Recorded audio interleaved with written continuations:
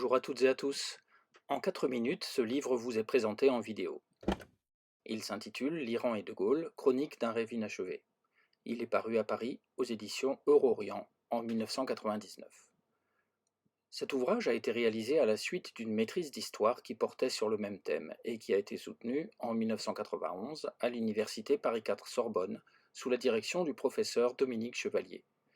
Il comporte 150 pages et s'articule autour de thèmes tels que la décolonisation, la France et sa diplomatie, le général de Gaulle, l'Iran contemporain et le Moyen-Orient dans les années 60. L'objet principal de cet ouvrage est de traiter du voyage du général de Gaulle en Iran, du 16 au 20 octobre 1963. À partir de sources primaires abondantes, on se penche sur la préparation du voyage, ses enjeux, ses péripéties, ses conséquences géopolitiques et culturelles. Merci à l'éditeur Wafik Raouf, qui a permis la publication de ce travail de recherche. Le livre permet notamment de réfléchir aux 3 notions suivantes. D'abord, l'illusion coloniale. De Gaulle en Iran fantasme sur les Perses. Les réalités sociales, religieuses, économiques de l'Iran chiite des années 60 semblent en partie invisibilisées. Ceci renvoie à ce qu'on appelle l'illusion coloniale. On entend par là un rapport fantasmé aux pays visités, rempli de clichés cultivés par les colonisateurs, et ce rapport peut se maintenir même après le temps des indépendances.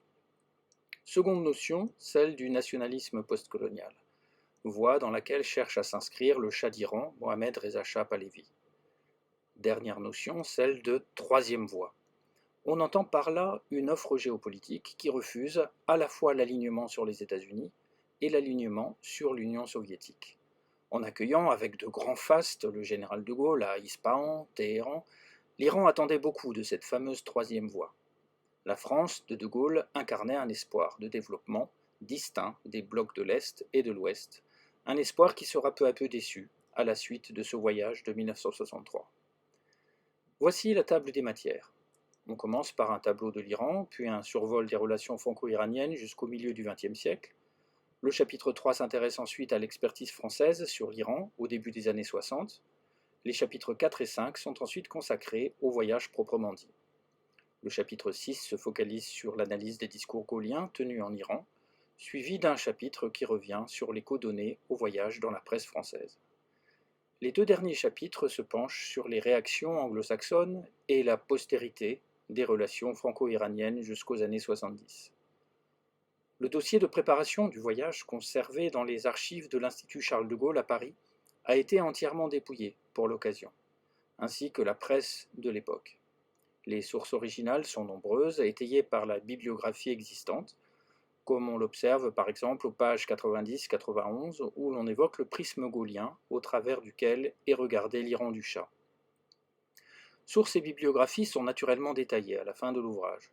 Le dossier de préparation du voyage en Iran, qui comporte environ 280 pages, a été minutieusement exploité, ainsi que d'abondants corpus de presse à la BNF, l'IMA et à la Bibliothèque des langues orientales notamment. Qu'en est-il de la réception du livre ? Cet ouvrage a été utilisé dans plusieurs travaux ultérieurs de chercheuses et chercheurs, comme le mémoire IEP de Léa Vogue, soutenu en 2018. Il a été aussi l'objet de quelques recensions, et repris et résumé dans certains articles, comme celui de la revue de littérature persane Karnameh, 1999. Une synthèse condensée a par ailleurs été publiée dans la revue Espoir de l'Institut Charles de Gaulle. En espérant que cette vidéo vous a donné envie de lire le livre, vive la recherche!